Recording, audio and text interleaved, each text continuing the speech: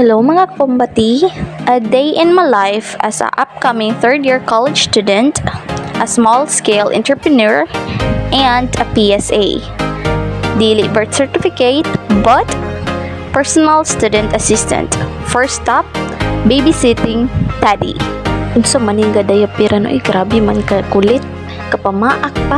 Hay! Diyos ko naman to, kay Mila kahumanani. I remember pa na ako ingon si Ma'am Ann nga entitled daw kay ang mga shih tzu. Tinuod ka di ay. Tanawa man niya. Nanagay mga dulaan pero ako pa ilang kakubkuban.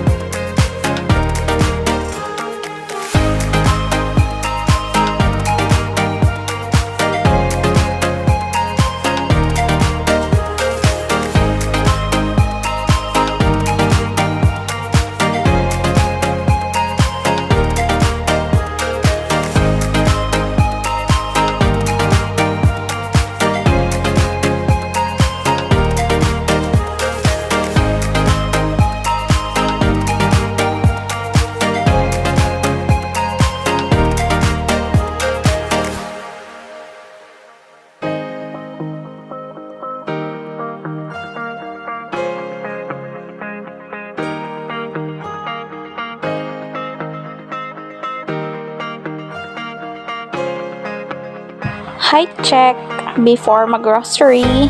Putot pa magyapon. Syempre, a little time with Daddy.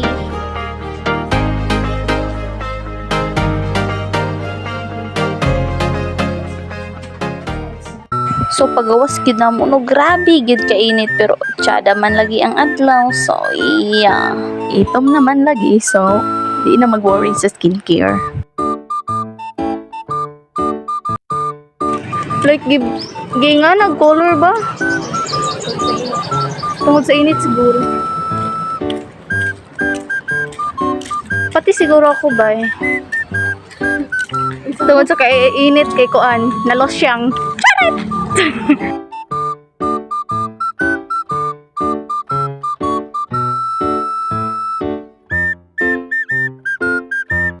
Kakumbati, first stop, manga hunting.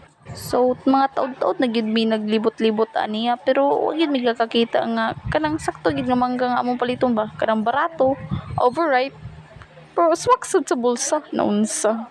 Murag nice niya siya. Kunot-kunot pero mahal man. Next time na lang. Mohangyo munta ko sa presyo pero gwapa man kay paninda ni ate so di na lang. Say hi, Achi. Have you seen this? Wow, so nice. Lively kayo. Should I say lovely kayo? Lively di ay. Lovely, lively. Asa dito sa negos? Diyan. Nga, hindi mag-vlog. Awkward ka na. Ako nga, hindi kayo nagma-picture. Like, wow. Hello, son. Berries? Talong daw? Talong. Ay, tanom. Abi daw, talong. 10 pesos na ba? Pero wala dyan yung sigot ko. Ay, ano? Oo, sakto.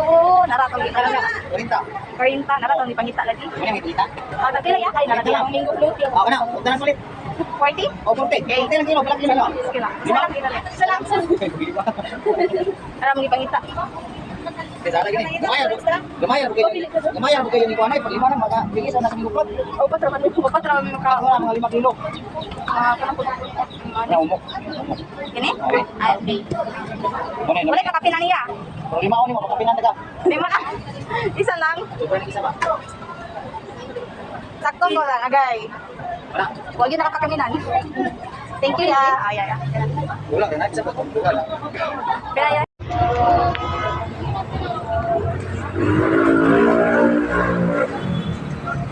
See?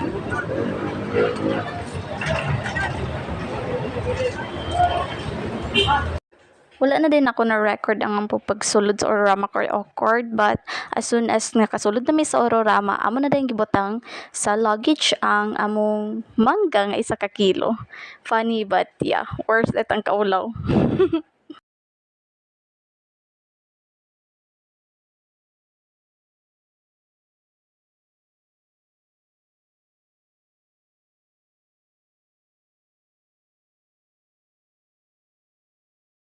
Maulaw man ko kakumbate itanaw guys si kuya. Ay gali wala nonchalant kay siya. Aksara na kuya, gamay ra man na 1 kilo ra. Ulo pa din nga kuan si kuya dito. Gipagbutang sa among 1 ka kilo nga mangga, galulaw-ruraw pa akong mata. Pero yeah, tanawar gud na guys. Gusto na ko masulod sa grocery kasi sa rabis ito makad ni syudad, you know. Dapat tanaw pa rin ako, wow. Gusto na ko mag-grocery o mango float. So naglaraw-laraw akong mata diri no.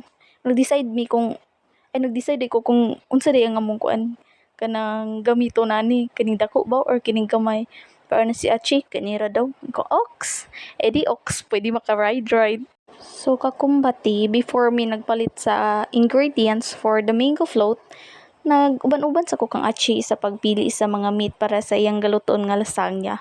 Wow, social! Pero anyways, kay taga-bukid man lagi ko, wa pa gid ko nakatilaw ng lasagna. Spaghetti ra gyud. Busa curious kay ko, so nagkuan gid ko tan-awon gyud nato kung unsay man gyud ni ang kalayan sa spaghetti o lasagna. Pero kung meat pa lang, yeah, dako na di kay difference. Sa spaghetti, 350 or 250 ox na. Pwede na to pa kaluto. Naawag ni mga presyo. Ay, makachorba ka ng kamulo o busy si Ache. Gipangutan na pag kanya kung tama na ko. No, huwag ko kabalo pero okay na lang. Ox na siya man sa galuto. Magkikaon raman ko noon sa... Okay, first item sa orange basket. So kakumbati, kamulo may pangitag ko. Anak ko sang i-check akong naong kung stress pa ba. Dugyot pa gadi ay. Anyways, mo pa ni ang among sulod sa among orange basket no. So dili pa gid kompleto, mangita pa gid mi untag di mo lapas 1,000. Inamog lakaw no. So na step na gid akong tiil busa nag-ride sa ako sa akong mini car. Ha? Mini car. So before gid mi nagpa-punch ni Achi no, di gid nagpa-punch kanang gasumbagon ta, grabe na masad na. So kakumbati, so amo gid ang gikon tanaw gud na. Grabe na gid akong kalkyuana para di gid lang gid makaabot sa 1,000 kay nabi may kuta na unsa makalapas gani 1,000 o nagib mi pang pliti pa ingon dito sa ilang balay na unsaon na lang ni bago para ba ko nang haplas bago para ba na ko gihaplasan akong tuhod di na gid ni makaya na di na gid ko kauli. I think 48 41.6. Yeah. Diri nga tinuod lang grabe man sad akong English. Yara ra bagyo. Loko sa part ka nag-English ko pero wala man din nasakto ang presyo. Arach. So far total reveal. Pila tanan? 937.95. Ingon gid ko di na gid may makabaklay ani makauli pa gid ay mi. Thank you Lord. After namin nagpasumbag, nagpa-punch, kihapit din mi diri sa pizza. Ana mo sa achigod pag naa daw ko ang bilin makapizza mi. All I can say, yum. Bugat-bugat gud ni among ikubag no pero kaya man gyud akong tung asak. Snack for today, pizza. Yum. Food check. De, joke lang kakumbati. Gikuan lang nako per steps. Tanaw ko ng floor oh. Sa casino nakita na kong stars. De, joke. Light sa to. So we're going to pick up our mangga 1 ka kilo. Uy! Mura magmaka pick up og uyab worth of 9,000. Char! De, joke. We're back kuya. I miss you.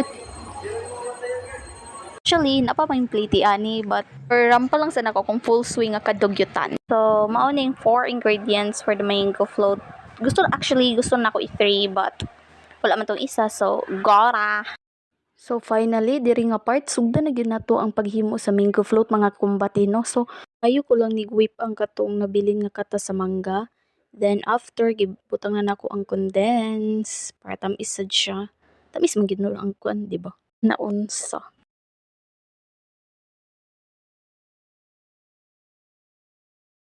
Mix it well. Bro, mas ito professional ani. Uy. Kumbati, tag-mix ani mga kumbati. Wala man tay atong electric. Next is the cream mga kakumbati. Ato na din ning ibutang sa atong mixing bowl, char. Then simot-simoton gid na kay para sayang naman sad na yung bibilin, di ba? Then mix na sad ta. Hala, mix gyud. Nag-crave man lagi og mango float, tanawa lagi. Kumbati mga kumbati. Abay, syempre, ang last, ang grahams, laysod pod, mag-mango float ka, walay grahams, na unsa di ay. So, diri nga part no, mga kakumbati, ato nagyuning i-layer-layer, butang sa anako ang cream daan, kay butngan man lagi daw. Tapos, next step is ang grahams. Ay, mo pagkabalaka kay kung kamot kay limpyo yun na, kay ang rules sa pagluto, or ang rules is dapat cleanliness good. Kay na, mga food poison sa to. Hindi, joke lang. Then, ibutang na din ang mangga ay napaglangay-langay pa. Uy, kumbati, gali, dapat dali-dali, gyud na. Tanawa, gay, kalami sa mangga. Gusto unta kumutilaw pero maulaw man sad ko. Anak lang, i-layer-layer. Di na nako na i-arrange, oy, Diyos ko, lami man sad kay matabunan raman na. Basta ang importante ang iyang lami. Di naman na makita. Kay gusto man lagi ko dagag mangga, o di, kumbati na. May gali kay nakasugamak mi og barato nga mangga, di dagandaghan gyud among mangga nga among ibutang no. So tan-awa gyud agay kalame, gusto na ko mokaon kamulok og butang gatulon-tulon nako. Agay, gakaporma na gyud siya mango float mga kakumbati. By the way, tuod no, kung gusto gyud mo og daghan cream pareha sa akong gibuhat, ingani lang gyud ni siya, ingani ang paghurot sa cream. Ala buhos buraga buhos og semento no. So, ingani yun na tanawa, dagan na nun kay Karim. Pero mamsad na akong bet. Depende ra good sa inyo. Gani nga part third layer na ko. Dali ra kayo, cut-cut ra good na unsa. Nao, nagkatawa na kay si Achi, kay unsa naman daw na akong pagka-arrange. Kung Achi, lami man kung daghan mangga, bala na ng arrangement. Ingana ang katarungan sa mga katapulan. Char, joke. So finally, last na gyud ni nga layer. Pero ang uban, ang ilang top is ang mangga gyud, pero ako hilig man lagi ko grahams and hilig sad ko yung ani nga pagka kuan butang di. Gi akong pangka-last nga kuan is ang grahams gyud kay lami man gud kay crunchy ang gamay ang kuan ang grahams sa ibabaw. Di lahi lang gyud kog taste. Lahi ra gyud. Kabisi ba sa kuan? Uy! Yarn na mga kakumbati. Takluban na dahil. Ibutang na din sa ref para mo gahi. Gay, kalami naman gyud magtilaw. So, ayan. Ibutang na gyud nato. Para mo gahi na siya. Kay, para makatilaw na taon niya. Naunsa. Post dahil. Parang tanga. Syempre, thumbs up. So, here is the finished product mga kakumbati. Yum! All I can say, kumbate!